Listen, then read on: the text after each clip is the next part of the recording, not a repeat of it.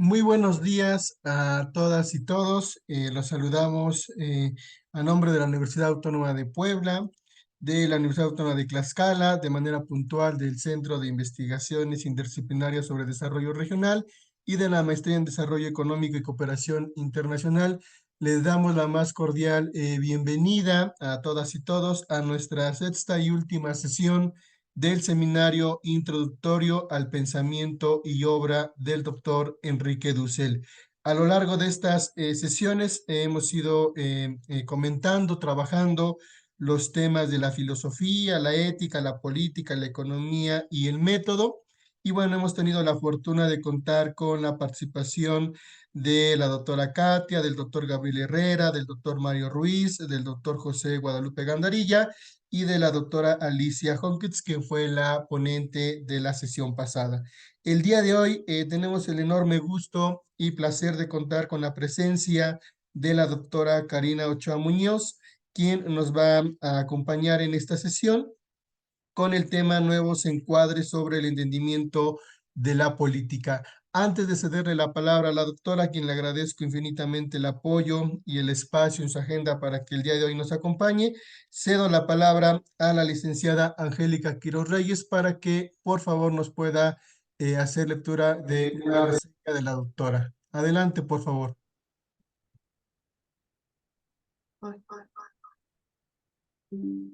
Buen día a todos y a todas. Me voy a permitir leer una pequeña semblanza de la doctora Karina Ochoa. Ella estudió el doctorado y la maestría en desarrollo rural en la Universidad Autónoma Metropolitana Unidad Xochimilco. La licenciatura en sociología en la Universidad Autónoma Metropolitana Unidad Azcapotzalco. Nació en la Ciudad de México. Actualmente es profesora investigadora titular A de la Universidad Autónoma Metropolitana Azcapotzalco del Departamento de Sociología, División de Sociales y Humanidades. Es parte del cuerpo docente en el doctorado en estudios feministas de la Universidad Autónoma Metropolitana Xochimilco, División de Sociales y Humanidades. Es miembro del Sistema Nacional de Investigadores Nivel 2. Ha colaborado con diversas organizaciones rurales en México, así como con organizaciones y colectivas feministas en América Latina. Es cofundadora de la Red de Feminismos, Cultura y Poder, Diálogos desde el Sur, integrante de Colonial Internacional Network y del colectivo La Guillotina. Es coordinadora del cuerpo académico Transculturalidad en Zonas Corpóreas Territoriales y en la Cultura Visual, PRODET, e integrante del comité editorial de la revista El Cotidiano. Es una de las principales exponentes de los feminismos decoloniales de la Yala. Las líneas de investigación son pensamiento y feminismos decoloniales, mujeres indígenas y del medio rural, configuración del sujeto indio-india, nuevas realidades rurales y transculturalidad. Sin más, bienvenida, doctora Karina Ochoa. Muchísimas gracias. Quiero, por supuesto, agradecer al Centro de Investigaciones Interdisciplinarias sobre Desarrollo Rural de la Universidad Autónoma de Tlaxcala y al Centro de Estudios del Desarrollo Económico y Social de la Facultad de Economía de la Benemérita Universidad de Puebla, a las personas que han hecho posible este espacio de reflexión, por supuesto a todas las compañeras, compañeros que nos acompañan en esta sesión. Entiendo que tengo entre 40 y 45 minutos, me parece, 30 a 45 minutos. Así es, doctora. Para hacer una breve exposición. Cuando me hicieron la invitación, me habían solicitado que pudiera presentar parte de las contribuciones del debate sobre lo político y sobre el poder de Enrique Dussel, y yo les propuse no dejarlo solamente en el recorrido, digamos, de los postulados del filósofo de la liberación, sino también articularlo con una serie de reflexiones que algunas personas hemos venido generando desde hace algunos años. En ese sentido, bueno, voy a hacer como una ponencia en varias rutas, esperando que, bueno, queden claras las articulaciones de la ponencia o de la intervención que aquí presento. Entiendo que después de mi intervención habrá posibilidades de hacer una conversación. Sin embargo, sin querer romper el formato que se me ha propuesto, si hay alguna duda o consideran que hay algún tema que no queda claramente expuesto, les agradecería profundamente que pudieran levantar la mano o pudieran directamente interrumpir, es decir, intervenir para que podamos profundizar en algunos de los temas que se vayan planteando, para no dejar pues temas abiertos o dudas respecto a los postulados que voy a ir planteando. Voy a hacer en esta primera parte una ubicación de los postulados de Enrique Dussel en relación a el problema del poder y de lo político, para después dar un giro y plantear algunos desplazamientos radicales que parten, digamos, del punto de llegada o del punto al que llega el doctor Enrique Dussel. Por más evidente decir que las perspectivas modernas y liberales que abordan el problema del poder nos posicionan en una capa de reflexión que cifra al poder desde la distinción, por ejemplo, en la perspectiva hobbesiana, entre un estado naturaleza que nos remite a la localización de la condición de existencia en una violencia perpetua frente a un estado civil como la localización de la condición donde se garantiza la paz social. Es decir, estas perspectivas modernas ubican el tema del poder en el marco de esta distinción, por ejemplo, entre estado de naturaleza y estado civil, es decir, entre condiciones de violencia perpetua y condiciones donde se garantiza la paz social. Este planteamiento es formulado por Hobbes en el siglo XVII, como sabrán muchos y muchas de ustedes, y desde otro criterio, en estas perspectivas modernas y liberales, también se construye la idea del poder en el marco de la ecuación mando-obediencia, sugerida por el alemán Max Weber en pleno siglo XX, un referente central en el debate del poder dentro del pensamiento moderno occidental. Estos son como referentes importantes. Están también los referentes de los postulados de Maquiavelo, pero no me voy a extender en esta parte, sino simplemente quiero hacer las ubicaciones de los terrenos básicos del debate del poder desde las perspectivas clásicas modernas de autores como Hobbes y como Weber. Como sabemos, Max Weber nace en la Alemania de 1864, en 1864, fue hijo de un jurista y un político del Partido Liberal Nacional, y su madre era una calvinista moderada, y quizá por ello Weber tiene un conocimiento detallado sobre el protestantismo. Weber, me voy a concentrar mucho más en Weber para no hacer tampoco el recorrido por Hobbes, sino particularmente en Weber. Para Weber el poder no es una categoría asible para la sociología, en tanto que refiere a la probabilidad de imponer la propia voluntad dentro de una relación social. Y esto significa que hay un acto prácticamente unilateral, es decir, el acto de imponer la propia voluntad en una relación. Sin embargo, o en cambio, Max Weber plantea el concepto de dominación como un concepto sociológicamente pertinente en la medida en que es la probabilidad de que un mandato sea acatado u obedecido. O sea, Weber nos hace una distinción entre poder y dominación, aunque vincula el poder con la dominación. Con esto quiero decir que en la dominación podemos encontrar un ejercicio efectivo del poder, en tanto que la voluntad de un ordenante ha sido impuesta en una relación, pero no desde un acto unidireccional, por ejemplo, a través del uso de la fuerza, sino desde una interacción entre quien manda y quien acata dicha voluntad. Es decir, cuando hablamos de dominación, estamos hablando de una relación que va en doble vía. Ante un mandato tiene que haber un acto de obediencia. Por eso el poder como dominación es una categoría asible en la sociología y no la idea del poder como un acto de imposición, ¿sí? En este sentido, el acto del acatante genera también un proceso de interacción.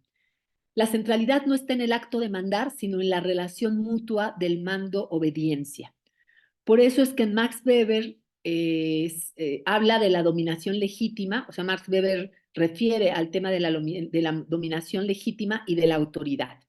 Pero bueno, no voy a entrar a fondo en este tema, pues solo quiero decir que esta definición de la sociología moderna del poder y la dominación que nos ofrece el sociólogo alemán, bueno, va a ser también parte de la referencia que va a posibilitar a Enrique Dussel hacer las ubicaciones en torno a su noción sobre el poder.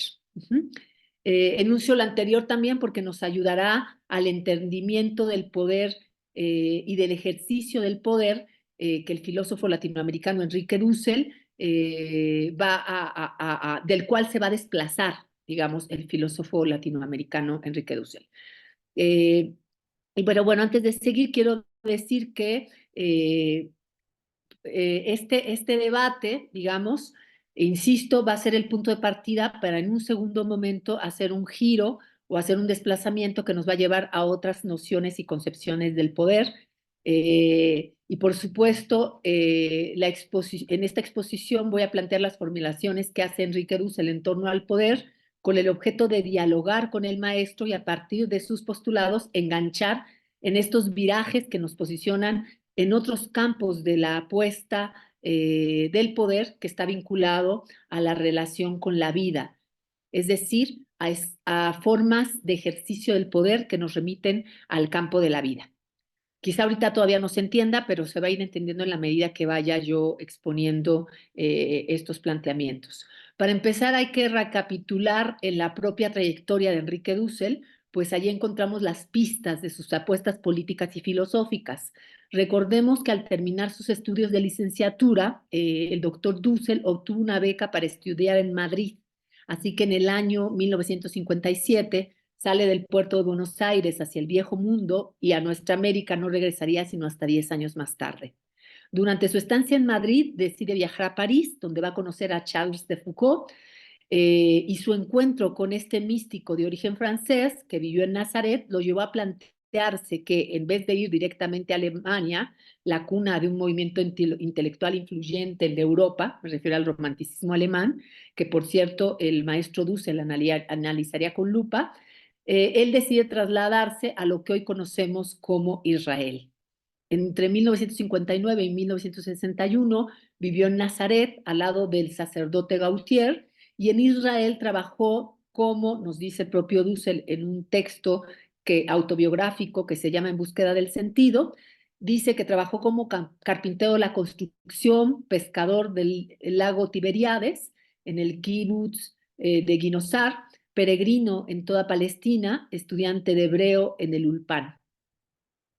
Para Dussel, lo cito, la vida de comunidad entre los compañeros árabes junto a Paul Gautier abrieron mi mente, mi espíritu, mi carne a un proyecto nuevamente insospechado. Cierro cita. Esta experiencia marcó el viraje del joven Enrique Dussel, pues a raíz de que vivió 3 años en esas tierras de Palestina, después robadas y dadas a Israel, lo que Dussel nos dice es que él viviría una experiencia donde el mundo se le habría invertido. Dice él, ahora lo vería para siempre desde abajo. Durante esta estancia aprendió hebreo y se acercó a lecturas teológicas y filosóficas que no solo cambiarían su mirada del mundo, sino también su registro analítico. No voy a adentrarme más en la trayectoria del doctor Enrique Dussel, pero esta estancia va a ser básica también para entender desde dónde se posiciona cuando analiza el problema del poder. Empecemos por hacer un resumen de las ideas claves que Enrique Dussel formula en torno al poder y la política. Primero hay que decir que para Enrique Dussel existen formas que organizan el ejercicio del poder. O sea, existen las formas que van a organizar el ejercicio del poder y esas formas se expresan en lo que en el libro de las 20 tesis de la política el autor llama campos de lo político. Estos campos son para Dussel sistemas donde se juegan tanto las instituciones como los actos de ejercicio del poder. Él reconoce campos de lo político, insisto, donde se juegan tanto las instituciones políticas como los actos de ejercicio del poder. En el texto que ya referí, 20 tesis de política, justamente habla de la complejidad de esos campos, pero también advierte que las tonalidades y los matices de estos campos están dadas por el propio poder. El campo de lo político tiene sus formas, sus matices y sus colores a partir de, el propio poder. Y en esos campos de lo político, donde se intenta ganar la voluntad de las personas para el ejercicio de una acción política, es donde se van a desplegar las formas del ejercicio del poder. ¿Vamos bien hasta ahí? ¿Está siendo claro? Si no, para... Sí, doctor, adelante. ¿Sí? Bueno, si no me van deteniendo para ir ejemplificando de manera mucho más contundente, voy a hacer estos primeros señalamientos y apuntes para luego ir problematizando. Por otro lado, Enrique Dussel postula que lo que hace a algo político es la relación que tiene con el poder político y, por tanto, también con el campo de lo político.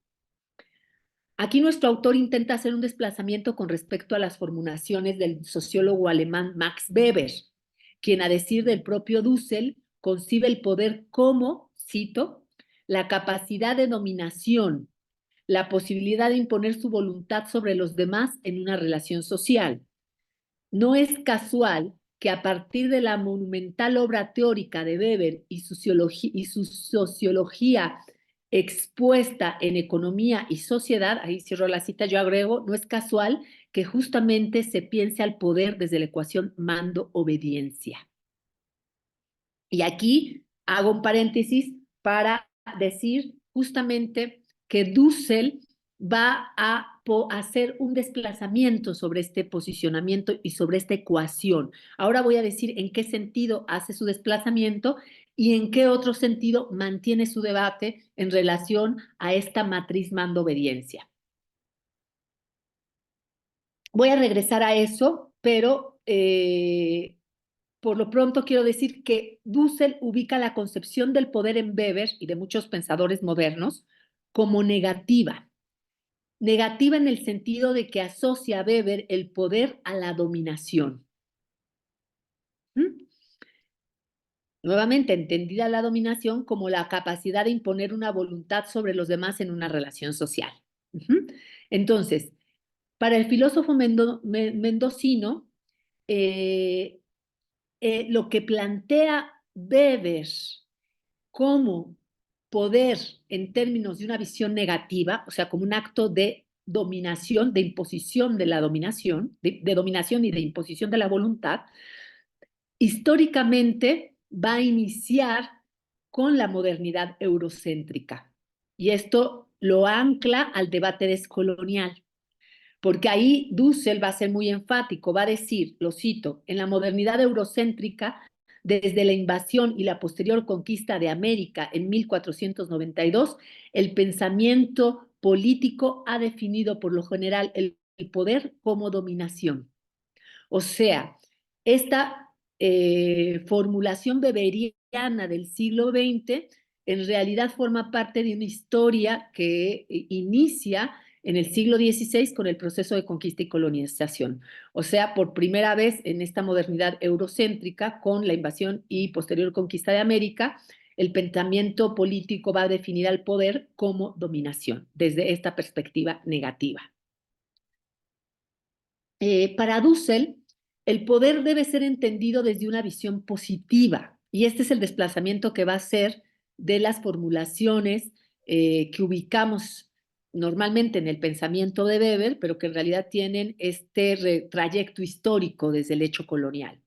Dussel plantea que el poder tiene que ser entendido desde una mirada positiva. ¿Y qué significa una mirada positiva? No necesariamente relacionado al acto de la dominación. Por eso Dussel va a plantear que el poder es servicio y está fundamentalmente desvinculado de intereses egoístas y de intereses individualizantes. Así que su apuesta se encamina hacia lo que va a denominar el poder obediencial. Entonces se desplaza de la mirada negativa weberiana, pero que tiene su impronta en el hecho colonial, al desvincular el poder del acto de dominación, pero no lo va a desvincular de la ecuación mando-obediencia, porque nos va a encaminar hacia la idea de un poder obedencial que desde mi punto de vista recupera de las tradiciones amerindias mesoamericanas y particularmente de la experiencia zapatista, que contiene en su seno un profundo sentido comunitario. En esta línea, Dussel postula que el poder radica en el pueblo. El pueblo, como una expresión de la tendencia originaria de los seres vivientes, aquí lo parafraseo, a ser comunitarios, es decir, a generar comunidad política. El pueblo va a ser entendido desde la perspectiva de Dussel como una comunidad política que va a expresar esa tendencia originaria de los seres vivientes a ser comunitarios. Y aquí es interesante porque incluso desde algunas perspectivas clásicas del poder, o sea, modernas del poder, el pueblo es el que delega su derecho al leviatán, es decir, al Estado, dicho desde una perspectiva hobbesiana. Esto para garantizar la paz social. Entonces, la pregunta sería, ¿cuál es la peculiaridad de esa comunidad política para Dussel? Bueno, la peculiaridad de esa política, de ese poder, de esa comunidad política y del poder es que, y lo cito, no se toma, el poder no se toma. Aquí, perdón, estoy leyendo mal, pero la peculiaridad es que para Dussel el poder no se toma. O sea, no podemos intentar una revolución para la toma del poder del Estado, nos dice Dussel. Cito, el poder lo tiene siempre y solamente la comunidad política, es decir, el pueblo.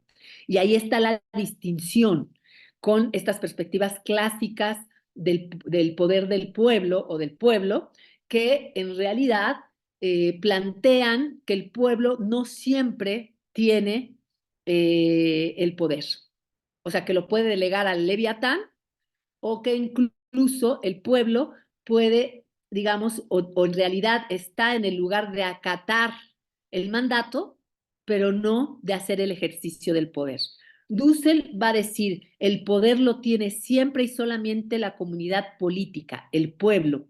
Cito, lo tiene siempre aunque sea debilitado, acosado, intimidado, de manera que no puede expresarse. El que ostenta la pura fuerza, la violencia, el ejercicio del dominio despótico o aparentemente legítimo, como en la descripción del poder en Max Weber, es un poder fetichizado, desnaturalizado, espurio, que aunque se llame poder, consiste, por el contrario, en una violencia destructora de lo político como tal. Termina cita de Dussel. Es decir, Dussel desconoce la lógica del poder planteada por Max Weber y planteada por Hobbes. E insiste que es la comunidad política, es decir, el pueblo, quien siempre y solamente va a tener el poder. Así, para Dussel, el pueblo emerge como un actor colectivo que se sustenta y tiene siempre el poder. Y si logra configurar con ese poder un proyecto común, es decir, un proyecto nacional, puede constituir hegemonía. Ahora bien, en la tesis 2.32 del libro de las 20 tesis de la política señala que, y voy a citar, para poseer la facultad del poder, la comunidad, o sea, la comunidad política, el pueblo, debe poder usar mediaciones técnico-instrumentales o estratégicas que permitan empíricamente ejercer la dicha voluntad de vivir desde el consenso comunitario o popular. Si una comunidad política, por ejemplo, es atacada por otra, debe poder resistir el ataque del enemigo con instrumentos y estrategias militares. Es decir, Dussel reconoce la facultad del poder de la comunidad política a través de mediaciones que son técnico-instrumentales o estratégicas. Estas mediaciones técnico-instrumentales o estratégicas van a ser fundamentales para llevar a cabo lo que Dussel denomina los propósitos de la vida humana. Es decir, van a definir la factibilidad estratégica para alcanzar el proyecto común.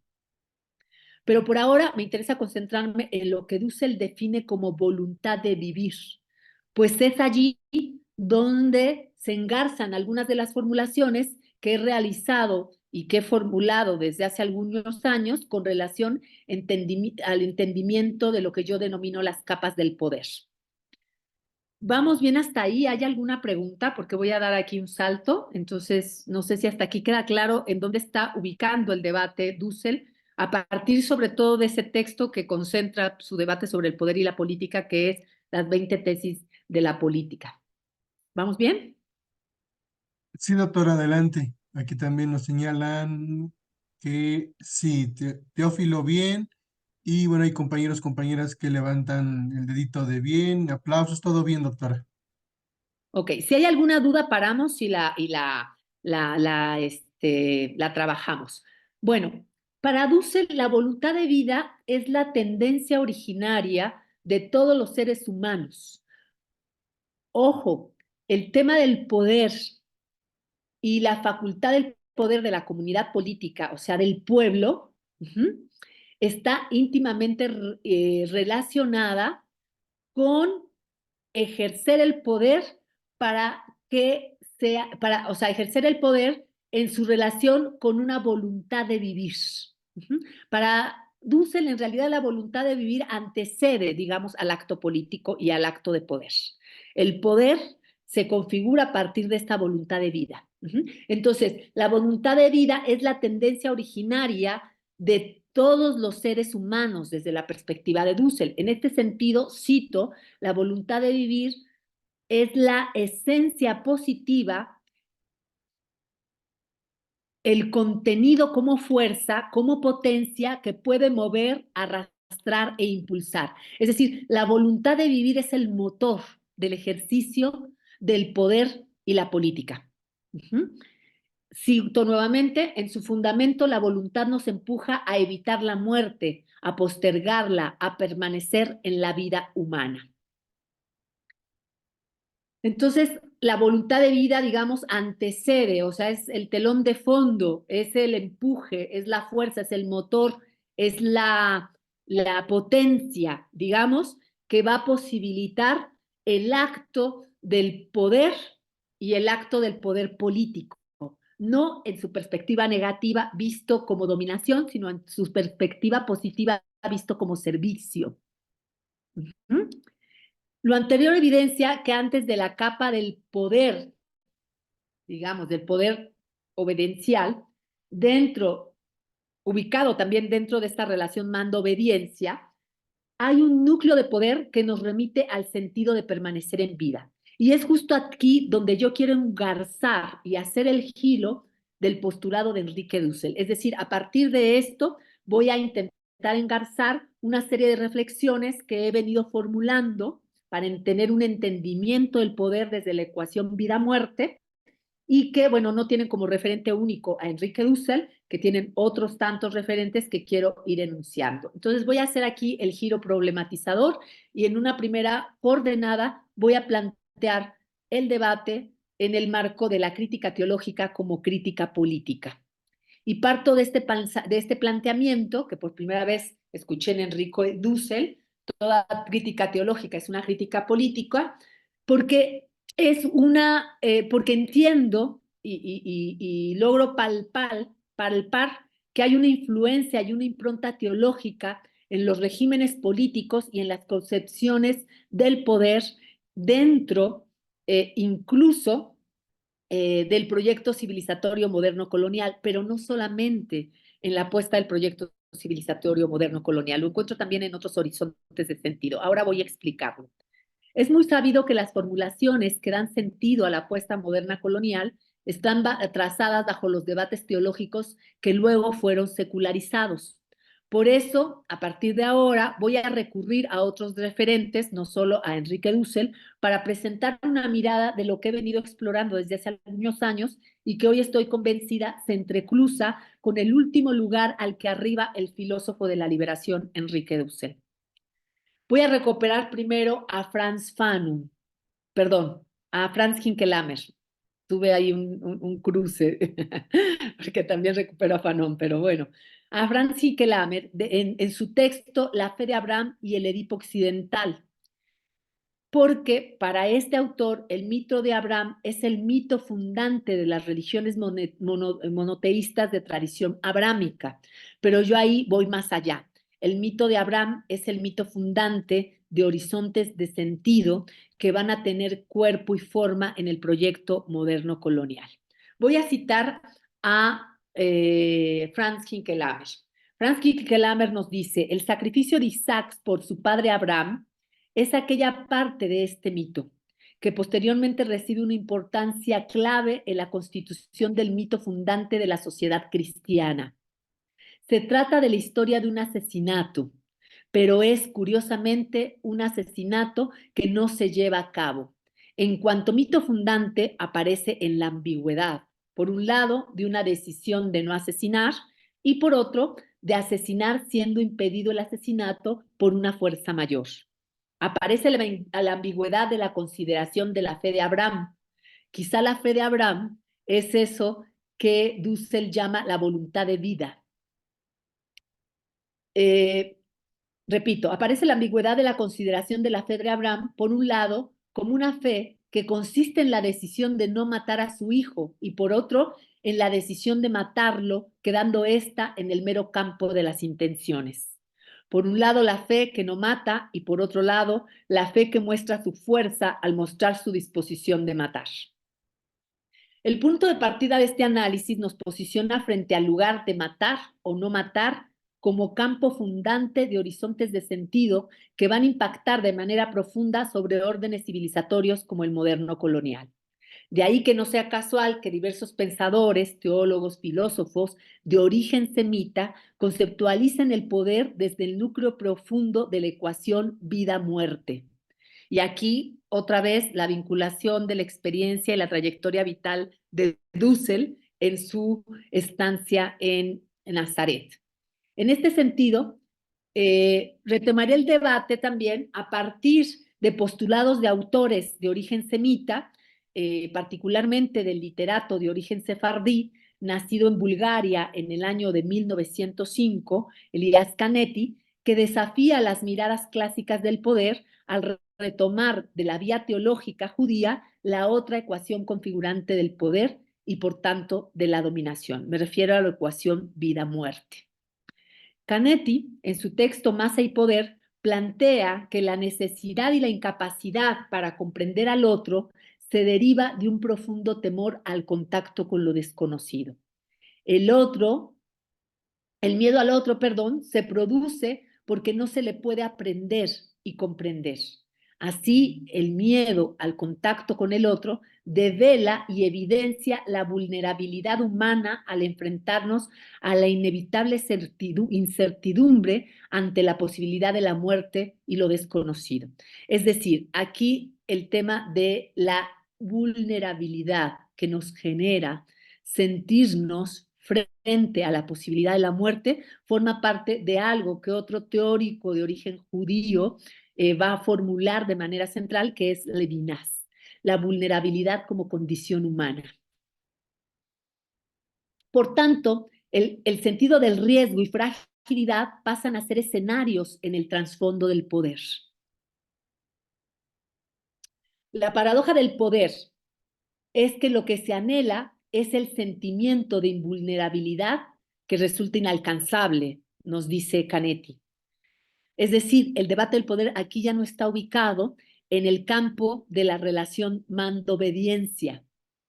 Ese sería un campo político del ejercicio del poder que nos va a plantear formas del poder. Aquí lo que yo quiero formular justamente es que el poder tiene capas y que a esa capa le antecede otra capa donde aparece el núcleo de la voluntad de vida de la que habla Dussel, pero yo hablo más bien de una capa que está trazada y formulada por la ecuación vida-muerte. Y ahí lo que vamos a ver es una capa profunda del poder. Dussel le llamaría campo, un campo político, pero ahí yo lo voy a dejar entre paréntesis porque no se asemeja, no es lo mismo, no es equivalente. Cuando yo hablo de una capa profunda del poder, en donde la ecuación vida-muerte nos habla de lógicas del poder que pueden también cifrarse en términos de la ecuación mando-obediencia, pero que corresponden a otra capa del poder. No sé si ahí me han seguido, ¿no? O sea, entender las diferentes capas del poder. Hay capas más profundas y hay capas que se cifran en términos de campos políticos que tienen que ver con los criterios moderno-coloniales, por ejemplo, ¿no? Entonces, el filósofo judío lituano-francés Emmanuel Levinas, nacido solo un año después de Canetti, o sea, en 1906, plantea que la vulnerabilidad es parte de la universal condición humana. Y ya que los seres humanas, somos seres con los otros, que este es otro elemento importante que también está presente en Dussel, es decir, los seres son originariamente comunitarios, los seres humanos son originariamente comunitarios. Entonces aquí también Levinas nos plantea que los seres humanos son seres con los otros, y para este filósofo judío, uno de los problemas a resolver dentro del pensamiento occidental sería lo que él llama el olvido del otro, que en términos del debate de Dussoliane es esta lógica de interés egoísta. Nos olvidamos del otro. Por eso Dussel hace un desplazamiento muy interesante cuando empieza a plantear el tema del poder como el tema del poder desde una perspectiva positiva, es decir, el poder como servicio. Porque entonces en ese planteamiento está recuperando dos principios que para él son originarios de los seres humanos, el sentido de que somos seres comunitarios y el sentido de que además somos seres con voluntad de vida o con voluntad de la realización de la vida. Por eso la idea del servicio se vuelve central en la apuesta positiva de Dussel. En este mismo sentido, Levinas nos va a decir, los seres humanos somos seres con los otros y el gran desafío a resolver o el problema a resolver generado por la propia modernidad es que hemos olvidado al otro, es decir, hemos olvidado que somos seres comunitarios. Ojo, Dussel nos plantea que el ente político por excelencia es el pueblo como comunidad política, ¿sí? Entonces, no sé si vamos haciendo ahí los anclajes para entender desde dónde se están formulando las posiciones del debate del poder. De igual forma, nos dice Levinas que la vulnerabilidad pasaría a situarse en el marco del problema con la alteridad. Una alteridad que tiene que ser absolutamente respetada desde su existencia como exterioridad absoluta. Esa es la postura de Levinas. El respeto radical al otro es la apuesta de Levinas. Hay que ser el respeto radical, porque debe reconocerse su existencia como una exterioridad absoluta. Es lo que les repito, llama Levinas responsabilidad radical con el otro. Pero voy a volver a Canetti, porque con Canetti podemos observar que frente al sentido de proximidad con el otro que propone Levinas y que también establece Dussel, existe otra cara de la moneda, el sentimiento de invulnerabilidad que pretende alcanzarse cuando se hace desaparecer, anular a la alteridad que es mirada como amenazante. Y ese es el criterio que va a dar sentido a las lógicas de poder moderno colonial, o sea, a las lógicas negativas del poder. Porque entonces esa alteridad que en realidad me constituye, porque somos seres con los otros, es desvirtuada o es reposicionada en las perspectivas negativas del poder como una alteridad que me amenaza. En este punto, el literato judío sefardita, o sea, Canetti, sugiere que, y cito, todos los deseos humanos de inmortalidad contienen algo de manía de sobrevivir. Y aquí otra vez la voluntad de vida se expresa, pero ahora en el terreno de la postura negativa, porque lo que hay es un acto de pretender sobrevivir. El hombre no solo quiere estar siempre él, quiere estar cuando los otros ya no están, nos dice el literato sefardita. Ujú. De esta comprensión, ujú, va a surgir algo que Canetti va a llamar el momento de sobrevivir. Y Canetti nos dice, cito, el momento de sobrevivir es el momento del poder. Entonces, lo que vamos a encontrar en la ecuación vida-muerte es el núcleo básico del debate y del tema del poder. Y el problema de la vida puede ser ubicada en una perspectiva positiva o puede ser ubicada en una perspectiva negativa del poder, como se formula desde el proyecto civilizatorio moderno. La alteridad como amenaza, ese otro que amenaza mi posibilidad de vida. Y entonces la aspiración es la voluntad de la sobrevivencia, que no es la voluntad de vida de Dussel. Uh-huh. Lo anterior significa que en el intento de disminuir el sentido de vulnerabilidad aparece el impulso por el aniquilamiento de la alteridad bajo la aspiración de sobrevivir. En esta tesitura, dice Canetti, la forma más baja de supervivencia es la de matar. Pero existen muchas formas de producir ese aniquilamiento de la exterioridad-alteridad. Como vimos, el más extremo es matar, pero también se logra mediante mecanismos que garantizan la negación, anulación de la existencia de la alteridad. Y en este punto, la conexión con las coordenadas del debate descolonial nos posibilitan reubicar este desplazamiento del entendimiento del poder desde lógicas y dispositivos de dominación que operan desde hace 500 años en la materialidad de la vida, las subjetividades, los territorios, los cuerpos de quienes en principio somos alteridad negada, es decir, los y las colonizadas. Partiendo de las formulaciones estructuradas por pensadores judíos, como los ya referidos, vale reconocer que el ejercicio efectivo del poder no se ubica exclusivamente en la dimensión relativa a la ecuación mando-obediencia planteada desde la teoría weberiana. Es decir, no se limita al problema de la voluntad de quien emite un mandato que es impuesto por una relación y debe ser acatado. Esta sería solo una de las dimensiones del poder, una de las capas del poder. Incluso me atrevería a decir que la definición sociológica moderna del poder y la dominación que ofrece el sociólogo alemán Max Weber en el marco de los contextos previamente descritos en esta exposición resulta tremendamente limitada.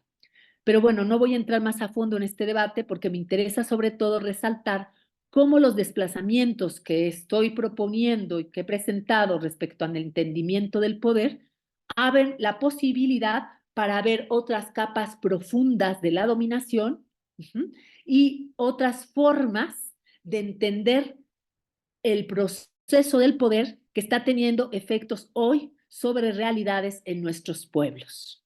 El feminicidio, la desaparición forzada, el neoesclavismo a través del secuestro y trabajo forzado de migrantes que cruzan por nuestros territorios son algunos de estos ejemplos.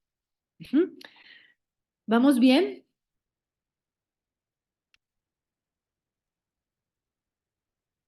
Adelante, doctora. Compañeros, compañeras, ¿alguna duda que tengan con lo que nos va comentando la doctora Karina? Adelante, si alguien tiene alguna duda. Sí, para que luego pasemos a la segunda parte donde ya intento hacer el acto propositivo. Pero si hay dudas aquí en esta parte, sería bueno que lo mencionáramos.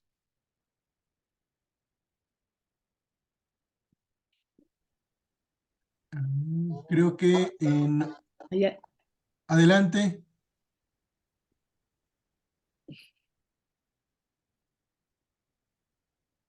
¿No? Bueno, yo estoy atento, maestra. Soy Teófilo.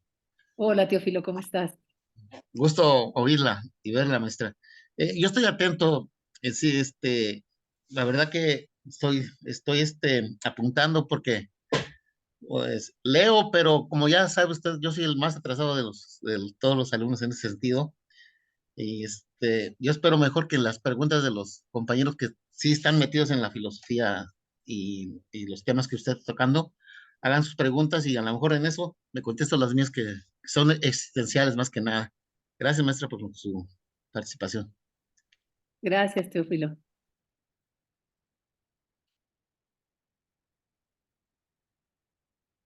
Bueno, si no hubiera algunos planteamientos.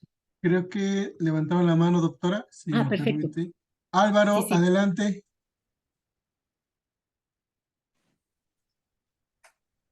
Hola, buenos días, muchas gracias. Interesantísimo lo que está planteando Karina, muchas gracias.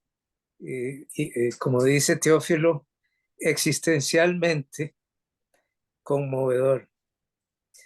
Yo tengo dos puntos que anoté en el chat y los pongo ahí en el candelero. Uno de Ricoeur, el poder en común. Y dos, el tema de la hospitalidad.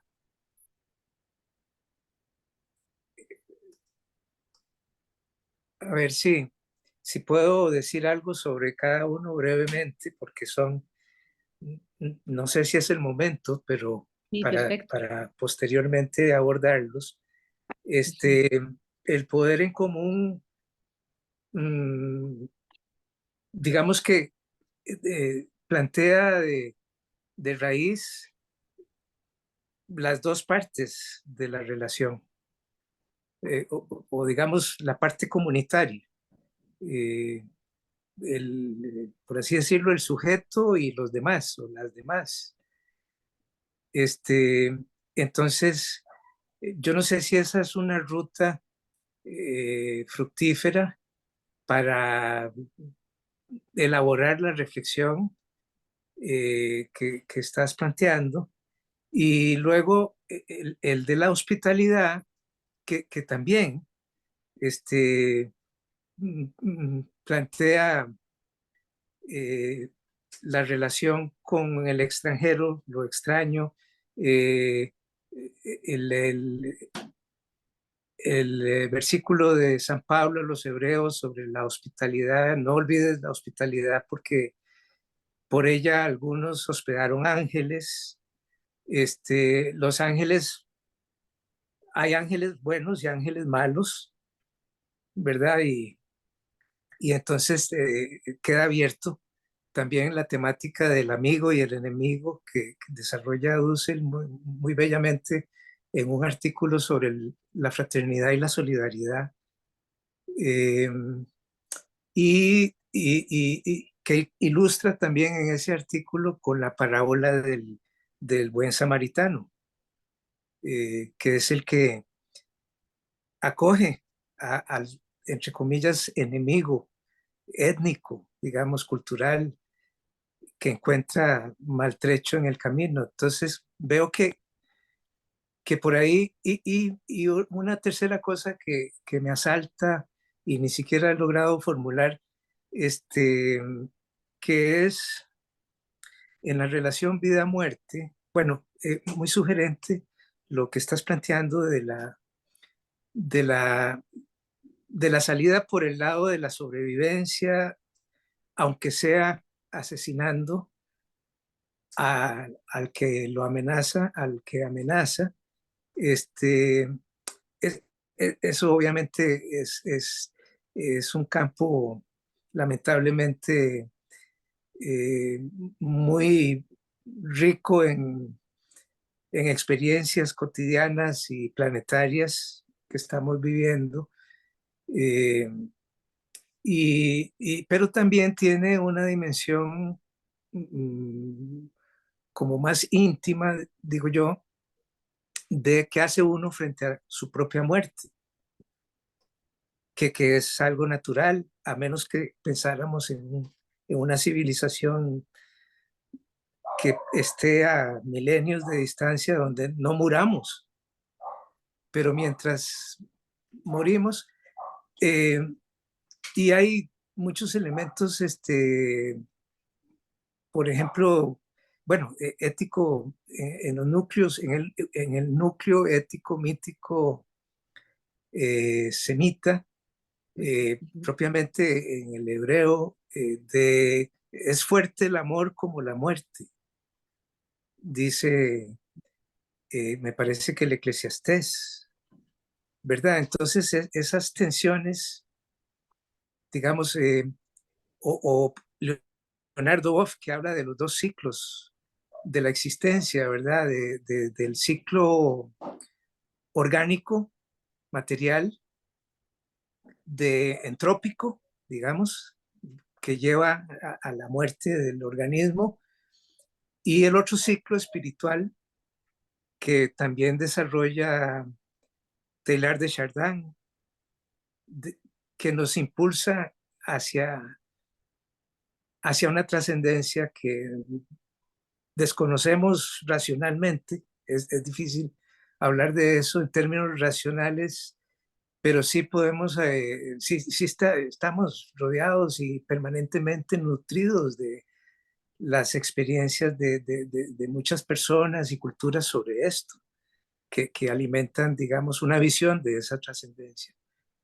Entonces, bueno, por ahora, muchas gracias realmente por este planteamiento, muy, muy enriquecedor. Gracias. Gracias, Álvaro. Doctora, tenemos a Nancy, si Sí, gusta, una más y procedemos hago la... un recapitulado para la última parte. Ok, excelente. Adelante, Nancy, por favor.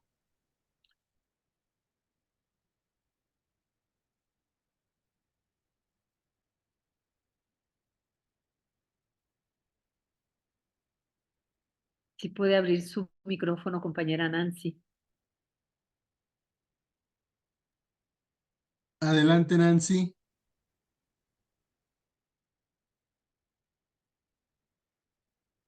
Hola, no sé si me pueden escuchar, perdón, pero tuve problemas con el celular.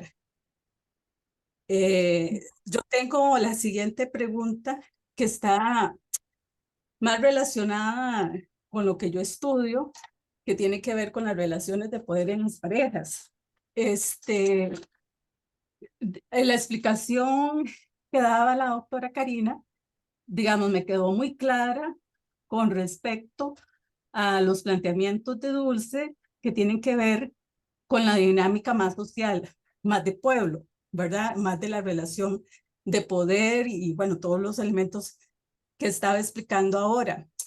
Pero ahora, bueno, se estaba aproximando al tema, por ejemplo, de los feminicidios, ¿verdad? Que tienen que ver más con esa relación y esa dinámica de poder entre hombres y mujeres y lo que tiene que ver con la dominación masculina. Por lo general, para comprender este fenómeno, yo he utilizado mucho a Foucault para poder comprender lo que es la dinámica de poder y cómo uno y otro pueden posicionarse y pueden alterar la relación de dominación masculina con respecto a la femenina, ¿verdad? Sin embargo, me gustaría saber cómo podría ubicarse los aspectos teóricos de Dussel con respecto a lo que es estas dinámicas de poder más íntimas, más de la construcción de la pareja y de la construcción familiar. Eso sería. Gracias. Sí, bueno, hago comentarios respecto a las preguntas, luego vuelvo a hacer un cierre para hacer un desplazamiento último, para que no nos extendamos tanto respecto a esta primera propuesta, donde yo digo hay una otra capa profunda de las lógicas del poder que no tiene que ver con la relación mando-obediencia, incluso ahí Nancy operaría el tema de la dominación masculina, y hablo de cómo en esta otra capa del poder lo que fundamenta la lógica de la dominación es la ecuación vida-muerte. Y voy a empezar con lo que menciona Álvaro, pero regreso con Nancy haciendo un recorrido rápido con Foucault y regreso a Canetti para entender esta idea del poder desde la ecuación vida-muerte. Bueno, aquí le diría al compañero Álvaro que más allá de pensar, por ejemplo, en sociedades donde no tengamos que morir, la pregunta sería si podemos vivir bien. O sea, el problema no es, porque desde la perspectiva justamente del poder en un lugar negativo, pues la formulación sería ¿cómo le hago para no morir? Y entonces para no morir, pues tengo la estrategia pues de matar a quienes me pongan en riesgo, ¿no? Como estrategia, el genocidio es una lógica de poder que opera en este terreno de la pretensión de mantenernos, de no morir, ¿sí? Pero también, por ejemplo, el uso del conocimiento técnico y tecnológico. ¿Por qué vivimos en casas que tienen 4 paredes y un techo? Porque pretendemos no morir por una enfermedad ocasionada por el frío o por las inclemencias del tiempo, ¿sí? Ahora, ¿cómo sería hacer un desplazamiento donde el principal problema no sea no morir, sino el principal tema sea cómo vivimos plenamente? O sea, ¿cómo hacemos para vivir bien? Y ahí estamos posicionando el tema en un lugar positivo. Y claro que el núcleo ético mítico semita o los horizontes de sentido de semitas tienen elementos del acto del sentido de afinidad con la alteridad. Por ejemplo, no solo la hospitalidad, el principio de dar de comer al hambriento, de dar de beber al sediento, de poner en el centro a la viuda, a los huérfanos, a los extranjeros, o sea, a los migrantes, los migrantes, como un principio de ética política, es muy importante como un referente para la vida. Y eso Dussel lo trabaja bastante cuando dice hay que poner a las víctimas en el centro de nuestra acción para la vida, ¿no? Pero no solamente está en el núcleo ético mítico semita, y ese es parte del giro que voy a dar en la segunda coordenada. Está presente en horizontes de sentido amerindios y en el Ubuntu africano. Y esos referentes pueden darnos criterios para una otra forma de desarrollo, de ejercicio del poder en campos de poder diferente, en campos de políticas diferentes, ¿no? Entonces voy a hacer el desplazamiento en la segunda parte con la que voy a cerrar esta conversación. Y en relación a lo que nos plantea Nancy, el tema de las relaciones de dominación patriarcal pueden ser ubicadas también en el campo de la ecuación mando-obediencia. Cuando yo me refiero al campo de la vida-muerte, entran también esos elementos, pero sobre todo estoy queriendo ubicar un campo o una esfera del poder donde las lógicas de dominación están trazadas, por ejemplo, por las violencias genocidas, ¿no? El hecho colonial es un referente histórico importante respecto a esas lógicas del poder vida-muerte, la aniquilación de la alteridad, cuyo forma extrema es el genocidio, pero hay otras muchas formas del aniquilamiento de la alteridad negada. Una es el no reconocimiento de su plena humanidad. Por ejemplo, lo que pasó con las poblaciones negras traídas en calidad de esclavas o de las poblaciones amerindias. Entonces, esa también es una forma de ejercicio del poder que se basa en el principio de la negación de la vida y de la negación de la existencia. Por tanto, cuando nos ubicamos en ese terreno, la apuesta es la construcción de alternativas para la existencia plena. O sea, nuestro referente tiene que ver no solamente con el poder del Estado o con la representación política, sino tiene que ver con cómo gestamos alternativas para la existencia plena de todos, todas, todes, quienes estamos en vida y para seres humanos y no humanos. Ahora, Michel Foucault evidencia, por ejemplo, que hay una mirada vertical del poder, pero esa mirada vertical del poder no siempre da cuenta de la complejidad del poder. La mirada vertical del poder de la que habla Foucault nos refiere a la relación soberano-súbdito, casi siempre entendida como Estado-ciudadano. Pero Foucault también tiene una forma de entender el poder de manera horizontal que nos remite a la relación súbdito-súbdito, que es eso que tú llamas relaciones más íntimas. Por eso es que Foucault señala que el poder fluye, es decir, no es una relación fija, sino estratégica. Y en la relación horizontal del poder, la relación súbdito-súbdito, no necesariamente estamos pensando en la mediación absoluta del Estado. Además, para el filósofo francés, No hay poder sin resistencia, y esto habla del dinamismo que encierra el propio poder. Pero quiero decirte que Foucault también hace planteamientos que refieren a la relación del poder vida-muerte. Cuando él habla de biopolítica del poder, plantea, y quizá lo recupera esta tradición semita, no lo sé, pero él lo que plantea es que el biopoder toma la vida como objeto de su ejercicio. Y eso es la clave. Cuando hablamos de la lógica del poder desde la relación vida-muerte, aquí podríamos recuperar perfectamente a Foucault y decir que nos referimos a esa dimensión en la que el poder toma la vida como su objeto de ejercicio. Foucault plantea, por ejemplo, que los reyes en la Edad Media tenían dominio y control sobre la muerte, y eso es lo que los hacía poderosos. Por eso un rey podía mandar a matar a quien se opusiera, los colgaban o les cortaban la cabeza. Su poder radica, o su dominio, en el hecho de hacer morir.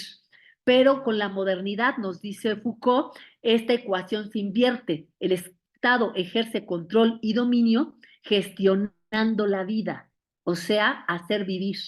Por eso el tema es que el Estado moderno tiene que garantizar alimentación, seguridad, vivienda, porque su poder y su ejercicio del poder radica en la posibilidad de la gestión de la vida. Esta perspectiva que se atribuye a Foucault, pero que yo creo que tiene mucho que ver también con estas tradiciones de origen semita, con estos pensadores de origen semita, va a ser muy importante en este entendimiento de la otra capa del poder. Y aquí voy a regresar rápidamente a Canetti para cerrar y hacer el desplazamiento en una segunda coordenada. Lo primero que quiero decir es que, como ya vimos en Foucault, el poder toma la vida como su ejercicio, como objeto de su ejercicio. Para Canetti, cito, la primera y decisiva característica del poderoso es su derecho sobre la vida y la muerte. Por eso el concepto de necropolítica que acuña un africano, Membe, me parece interesante, porque estamos hablando justamente de cuál es el objeto, o sea, de la vida como objeto del ejercicio del poder. Canetti dice, la primera y decisiva característica del poderoso es su derecho sobre la vida y la muerte, y mantiene sistemáticamente la muerte alejada de él, porque él siempre es un superviviente. Por tanto, la sobrevivencia denota el acto de poder. Quien sobrevive es el poderoso.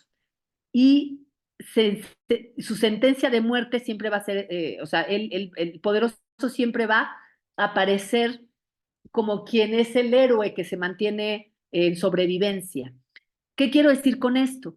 Que el sobreviviente es el poderoso que se mantiene en intención de vida, pero sobrevivir no es vivir.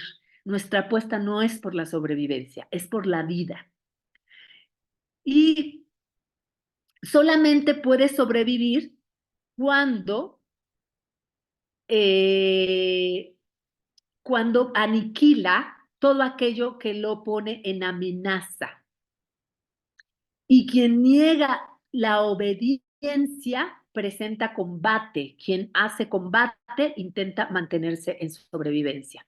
Esto lo plantea Canetti, y él plantea también que el problema de la necesidad del otro, porque es un problema que todos estos autores, tanto Canetti como Levinas y como el propio Dussel, plantean cuando dicen que los seres humanos somos originariamente comunitarios, hay una necesidad del otro.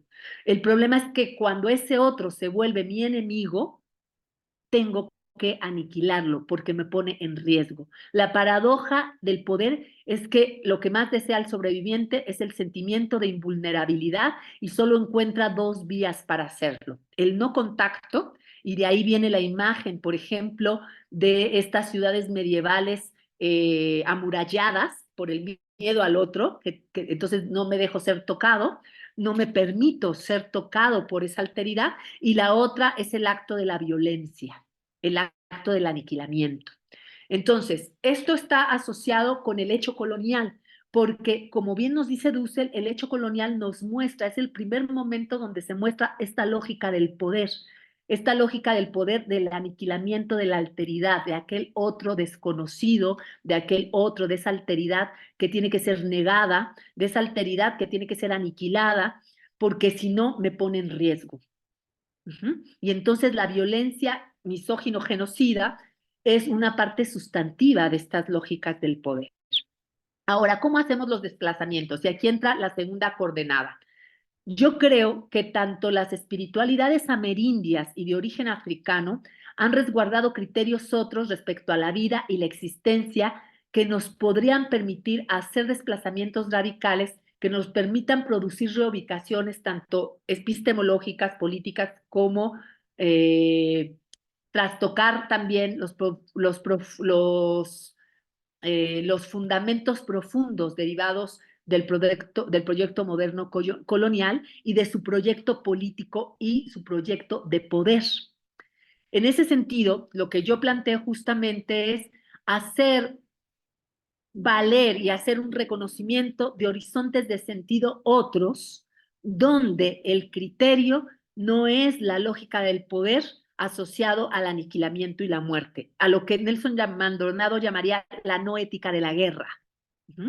Es decir, empezar a reconocer que existen otros horizontes de sentido, muchos de los cuales, por la propia historia colonial, se quedaron resguardados en espiritualidades, porque fueron los espacios a los que se les permitió que esos horizontes de sentido tuvieran resguardo, ¿no? Pero que en realidad nos hablan de formas de entendimiento y de producción y reproducción de la vida que postulan otro entendimiento más positivo del poder. Tenemos la experiencia zapatista, ¿no? Pero tenemos también todos los planteamientos vinculados a la idea, por ejemplo, de la Pachamama, que nos plantea la Pachamama no como un objeto, sino como otro sujeto con el cual estamos interconectados y somos interdependientes. Es decir, son miradas que no plantean las lógicas de separación egoístas, o sea, del yo egoico, sino que plantean las interdependencias y las interconexiones, es decir, la necesidad de la alteridad. Alteridades humanas y no humanas, obviamente. Entonces, yo lo que propongo justamente es que cuando queremos construir alternativas, solemos mantener los fundamentos teológico-políticos del proyecto moderno colonial desde sus perspectivas del poder asociadas a la dominación, sin romper los límites de esos criterios a través de desplazamientos que pueden remitirnos a estas otras miradas y a estos otros horizontes de sentido. Aimé Césaire, en un texto que se llama Discurso sobre el colonialismo, dice de las poblaciones y de las civilizaciones y de los pueblos africanos, somos pueblos corteses. Y esto tiene que ver con lo que nos planteaba Álvaro sobre la hospitalidad. Es decir, hay una percepción de la alteridad que no me pone en riesgo. Y en ese sentido, el principio del Ubuntu, que dice yo soy si tú eres, es un criterio que nos puede dar pie a otros entendimientos del poder, porque entonces el poder no puede ser entendido como dominación, sino el poder tiene que ser entendido como posibilidad de co-creación, por ejemplo. O yo soy si tú eres significa que no te puedo aniquilar, que tienes que ser parte de mi existencia y yo ser parte de la tuya y poder hacer juntos, juntas, en común, bajo principios de la posibilidad de la vida, de la reproducción de la vida.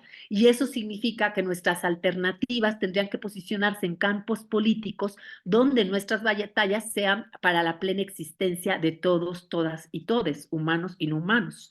Porque entonces no podríamos tener una separación de esa exterioridad, sino que esa exterioridad tendría que ser reconocida como necesaria para mi propia existencia. ¿Qué significa eso? Que tenemos que empezar a mirar otros horizontes de sentido que nos ofrezcan criterios otros para otra forma del entendimiento del poder, que como decía Dussel, tiene que ser mucho más positiva. Ahora, habrá una capa, que es la capa que nos plantea Dussel en términos del poder obediencial, en la que tendremos que seguir operando en términos de la interlocución con el Estado, que el Estado coexiste.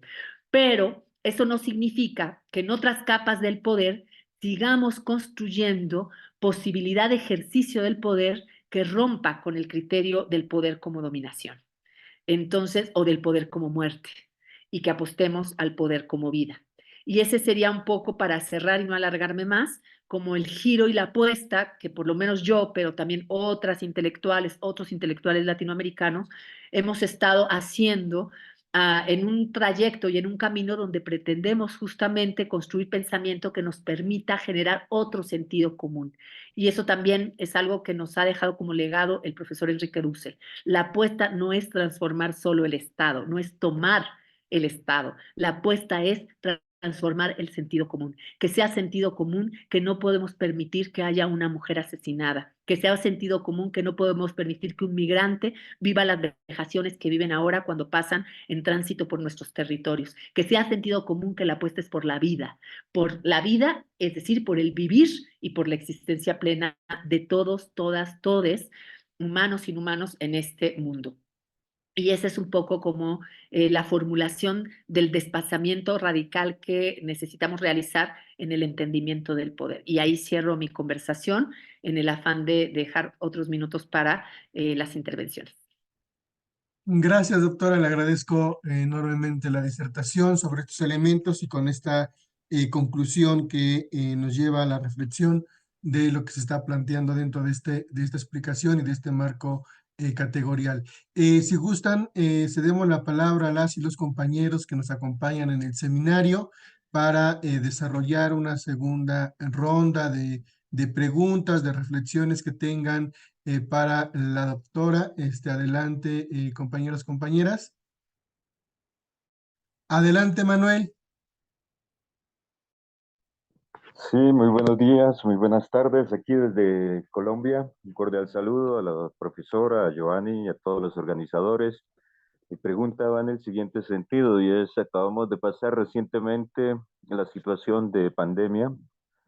Veía precisamente que allí se materializaron algunos de los principios que planteaba la profesora respecto de esta situación de no contacto con los demás, de ver al otro como alguien que puede llegar a causarme en determinado momento una situación de riesgo, en esta imposibilidad de tener algún contacto con los cuerpos, en esta necesidad de aislarme y retirarme del mundo. Es decir, no son situaciones que corresponden solo a una visión del poder medieval, sino que estamos precisamente conviviendo en un mundo en donde estos principios se siguen aplicando.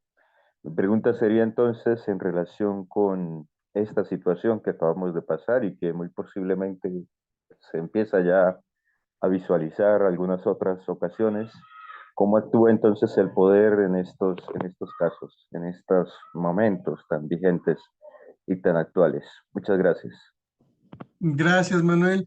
Adelante, alguien más que guste compartir alguna inquietud, alguna pregunta para la doctora Karina. Adelante.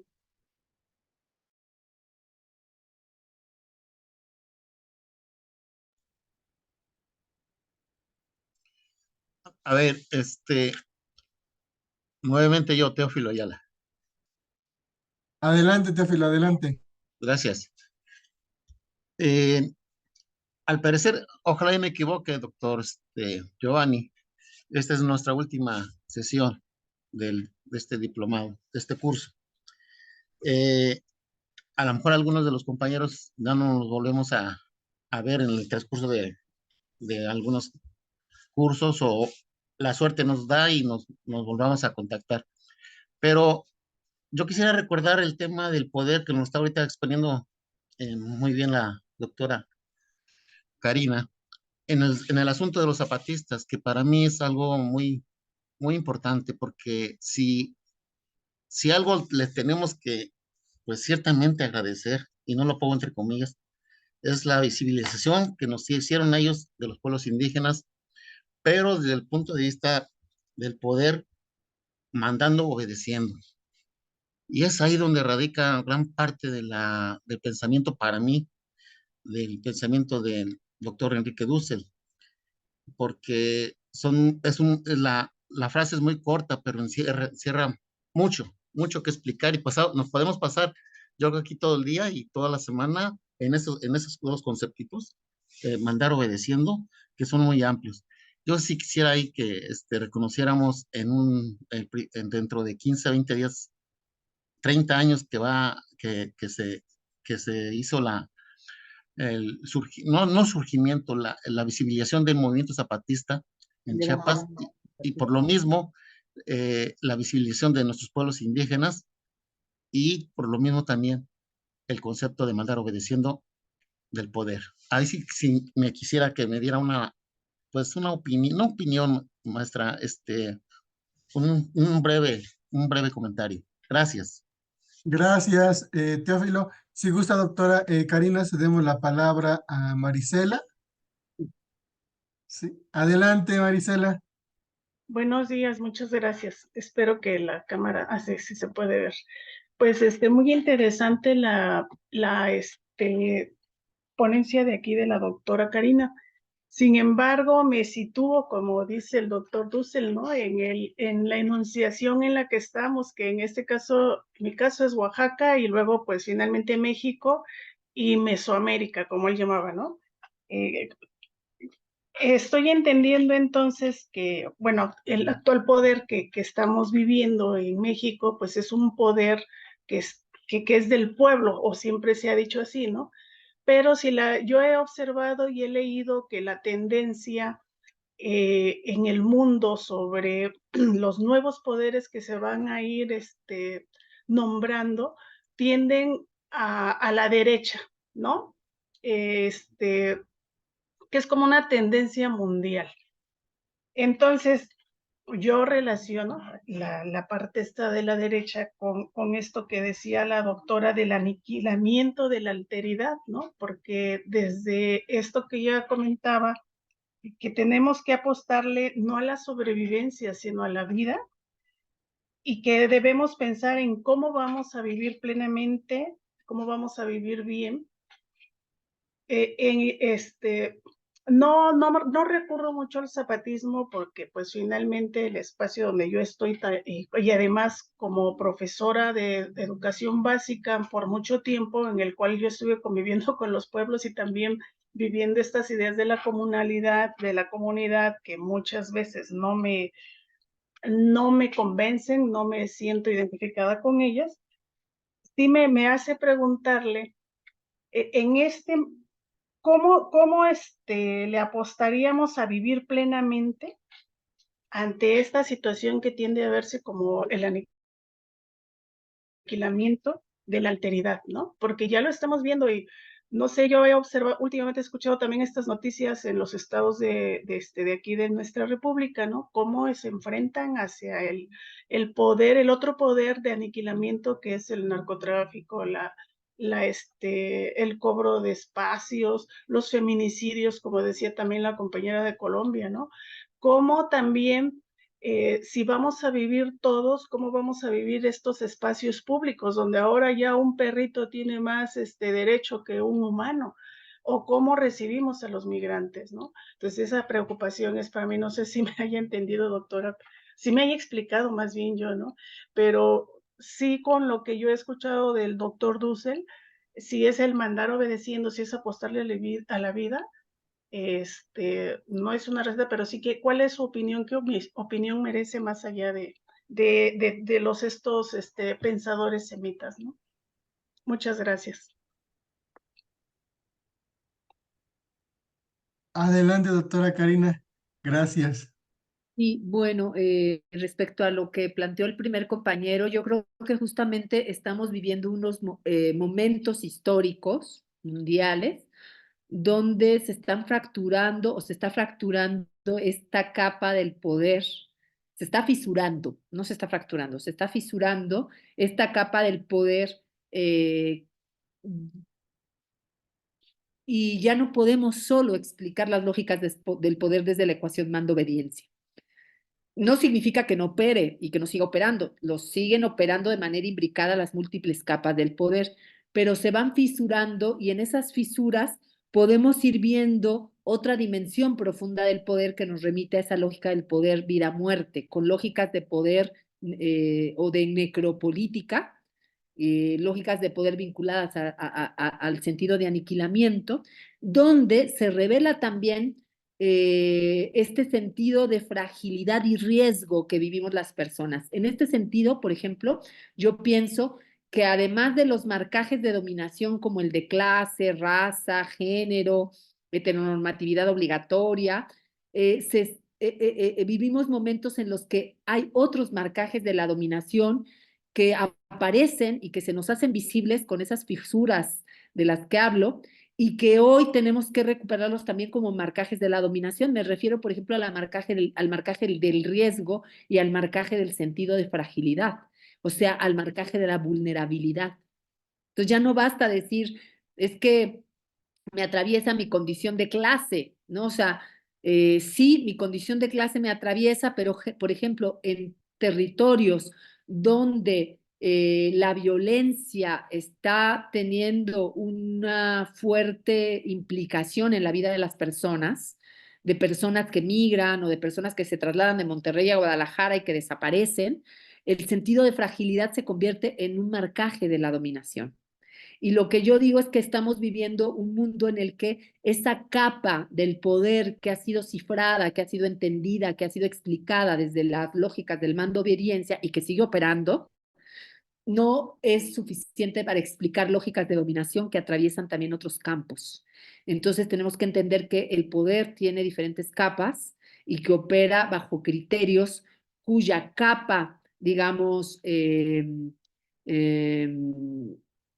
que contiene un núcleo fundante de la lógica del poder, tiene que ver con esta capa profunda de la relación vida-muerte.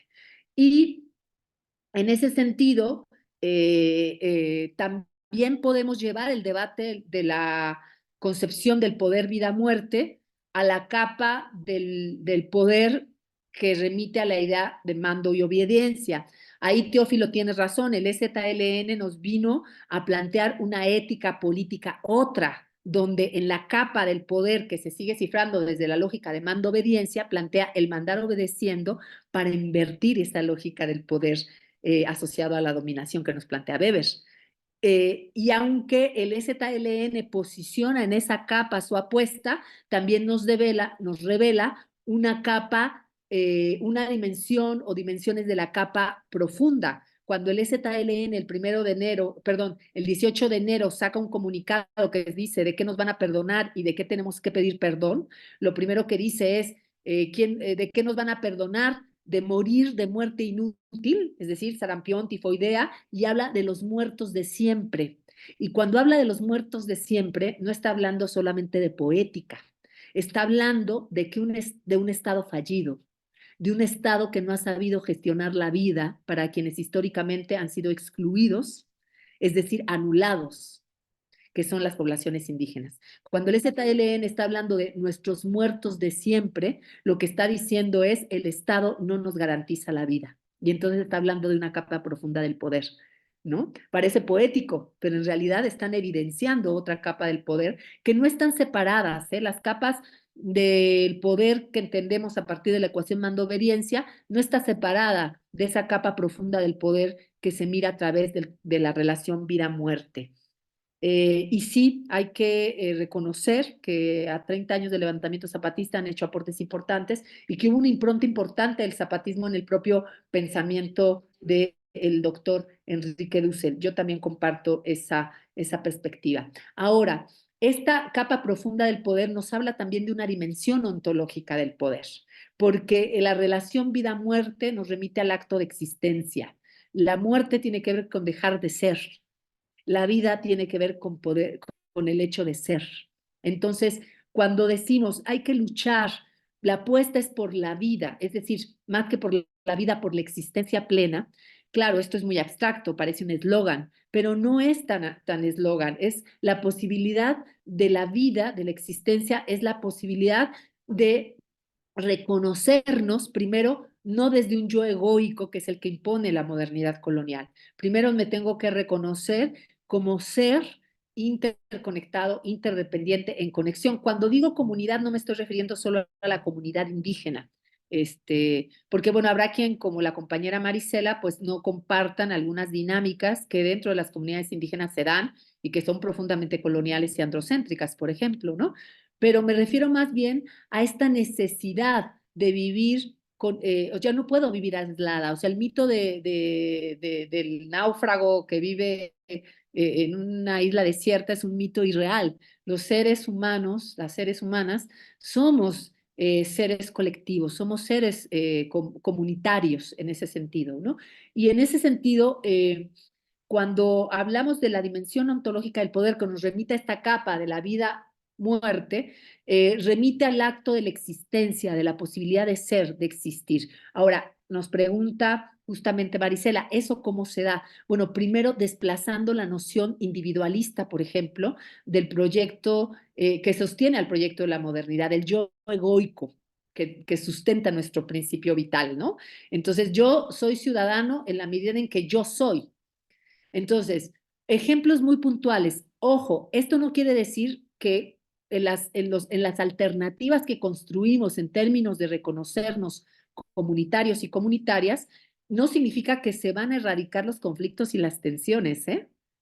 Para nada, o sea, porque de repente eso nos lleva a mucha frustración. Pensar que es que yo luché por un acto comunitario y cuando hicimos lo comunitario, pues las peleas, las tensiones, en esas capas de posibilidad del reconocimiento de la interdependencia y la conexión, van a aparecer tensiones, van a aparecer contradicciones, van a aparecer procesos. O sea, hay que también despojarnos pues del mito del paraíso perdido, ¿no? Porque en realidad cuando hacemos nuestras luchas damos caminos importantes que de todas maneras van a revelar nuevas tensiones. Doy un ejemplo. Hay unas compañeras en Oaxaca que viven en una zona de Oaxaca, pues que es una zona antigua, tienen estas casas que suelen tener adentro los cármenes y que tienen sembrados, pues que no sé, la matita de chile, el árbol de limón, naranja, aguacate, tamarindo, mango, ¿no? Y entonces en ese barrio tradicional de Oaxaca era muy común que los vecinos y las vecinas se dieran pues el excedente de lo que producen sus matas, ¿no? O lo que producen sus árboles. Pero con la pandemia, pues antes, perdón, esto fue antes de la pandemia, pero empezó a perderse ese sentido comunitario y a unas compañeras se les ocurrió hacer un proyecto en donde una compañera dijo, pues voy a abrir mi cochera los domingos para que la gente comparta, no desde el lugar de la carencia, sino desde el lugar de lo que abunda. Y entonces la gente empezó a traer pues lo que abunda en su mesa, porque su mata le da en abundancia, y empezaron a compartirlo. Y empezó a llegar una señora con un carrito que no llevaba nada, pero que se llevaba el carrito lleno. Entonces llegaba y empezaba a llevárselo de todo sin compartir. Y eso empezó a generar un conflicto en el proceso. Esto me lo contó la compañera que tuvo la iniciativa. Fue muy interesante porque me dijo, bueno, pues la gente se empezó a indignar, se empezó a enojar, empezó a generar tensiones. Y bueno, hubo una parte del grupo, de la gente, que decía, pues hay que correrla, porque no está entendiendo la dinámica del grupo. Pero hubo otra parte que era minoritaria que decía, no podemos correrla. ¿Por qué no podemos correrla? Porque la señora, la acción individual, o que leemos como individual de esa señora, está revelando un problema en nuestro sistema. ¿Sí me explico? Fíjense, el desplazamiento de esta idea individualista y egoica, de vamos a expulsarla, de esta lógica del poder de aniquilamiento de la alteridad, y esta otra lógica que dice, no, no podemos expulsarla, porque nos estamos responsabilizando radicalmente de esa otra. Porque ella lo que nos está revelando es un problema en nuestro sistema y no es solamente un acto individual. Entonces fue muy interesante porque empezaron a discutir y dijeron, ¿qué hacemos? Bueno, alguien dijo, yo conozco un profesor de la UAPJO y que trabaja economías alternativas, que nos dé un taller. Y a medida de que empezó a pasar eso, alguien dijo, yo conozco gente que trabaja agricultura urbana y empezaron a armar talleres los domingos, no solo para intercambiar su abundante cosecha, digamos, sino también para empezar a intercambiar conocimiento. Entonces dijeron, bueno, hagamos algo, que la gente que venga a hacer intercambio, pues tome los talleres. Adivinen qué pasó con la señora. Se fue. Qué pena. porque la idea era que no se fuera, pero al final tampoco la corrieron. ¿Sí me explico? Es bien, a eso me refiero con la idea de tenemos que desplazar el criterio, porque nuestro criterio individualista y egoico lo que hace es el acto de anulación, que es muy, muy inconsciente. Ay, saquémosla, es conflictiva a la señora. Ese es el acto del poder del aniquilamiento de la alteridad. Es la necropolítica. Y cuando otro sector dice, no, no la podemos sacar porque ella nos está revelando el problema del sistema, pero además esa señora fue la que posibilitó que pensaran que podían hacer otro tipo de actividades y la que al final dinamizó ese proceso. ¿Sí me explico? Ese es un acto, esa es una mirada positiva del poder. Y no quita la tensión, y no quita lo conflicto, y no quita la complejidad. ¿Sí me explico? A ese tipo de ejemplos concretos son a los que me refiero cuando digo, tenemos que hacer los desplazamientos del criterio que nos permitan tener otro sentido común y por tanto otras prácticas en el campo de lo político, pero no de lo político como en el mando obediencia, sino de lo político como posibilidad de existencia y de experiencia.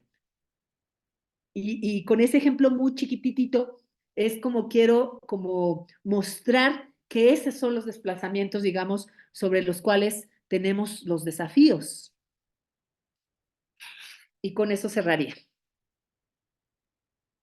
Muchas gracias, doctora, le agradezco.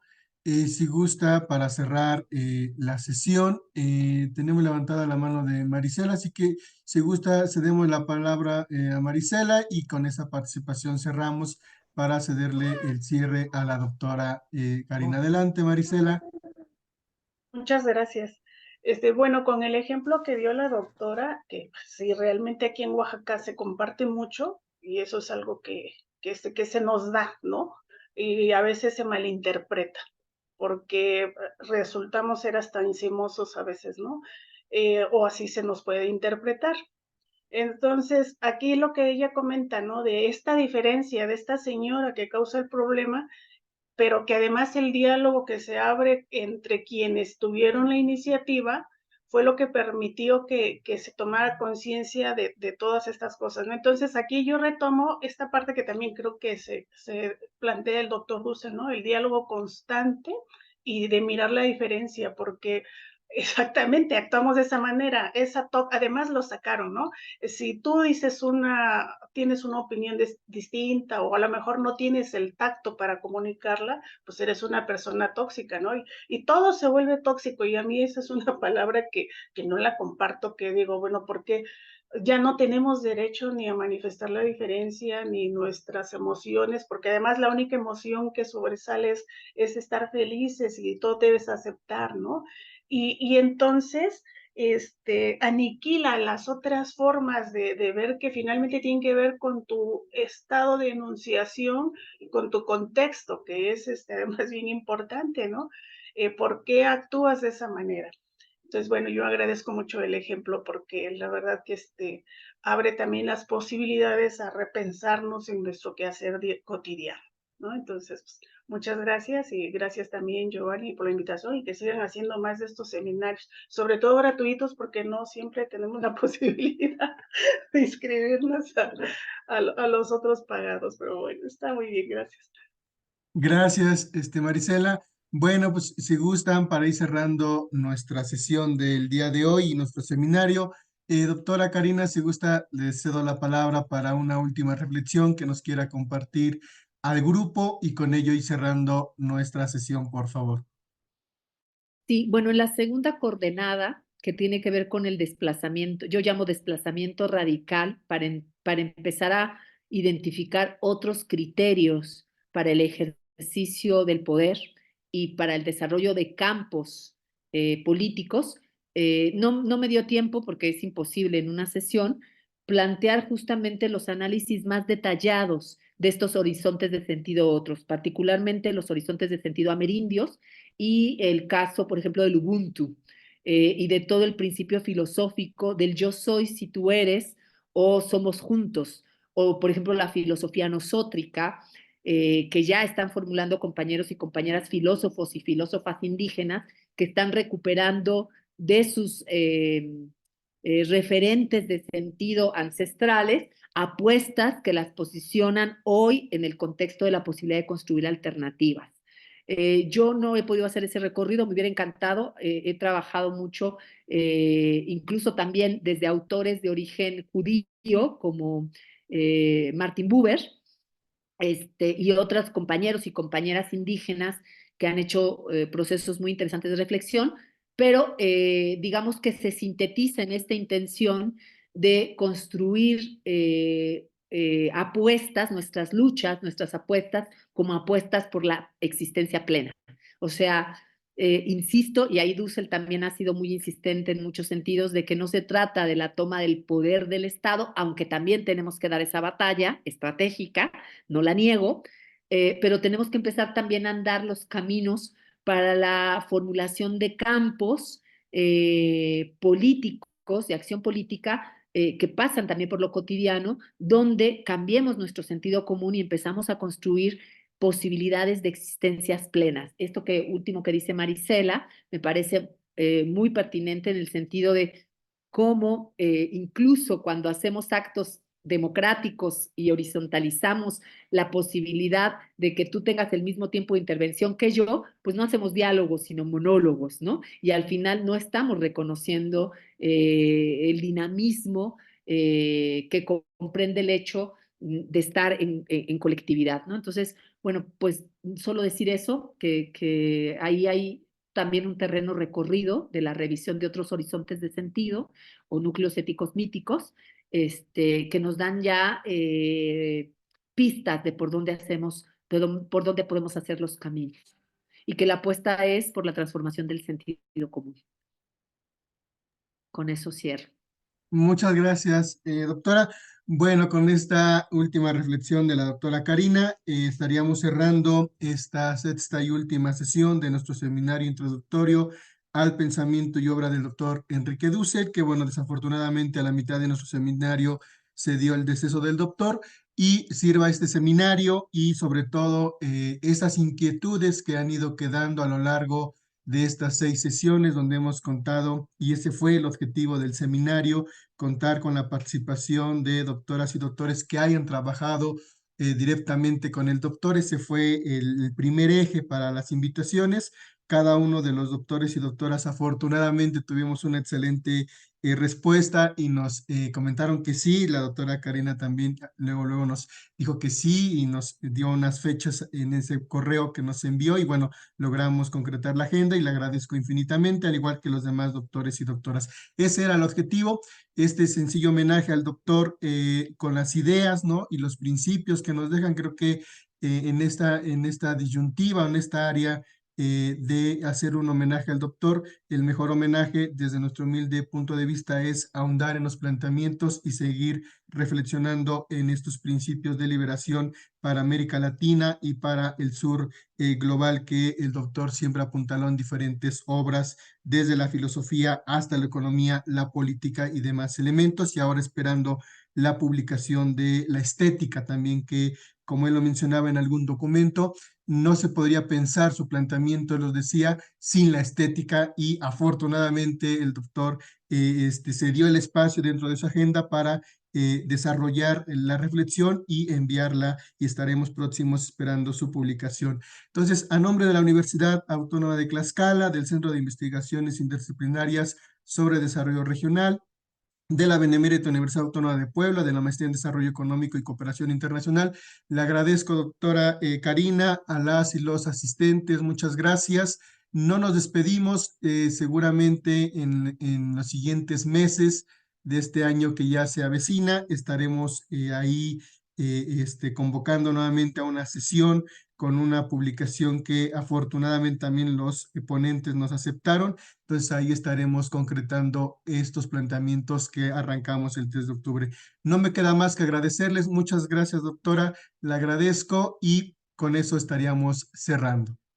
Pues muchísimas gracias a quienes han organizado este espacio a manera de homenaje de un gran pensador que nos deja un importante legado. Y también muchas gracias a todas las personas que participan, que se han abierto el tiempo, porque sin su escucha nuestras voces no tendrían resonancia. Entonces, agradecer profundamente su disposición y porque su existencia me da existencia. Muchísimas gracias. Muchas gracias. Hasta luego, compañeros, compañeras. Excelente tarde a todas y todos. Gracias. Gracias a ustedes. Hasta pronto. Hasta pronto. Gracias. Hasta luego. Gracias por todo. Adiós. Gracias.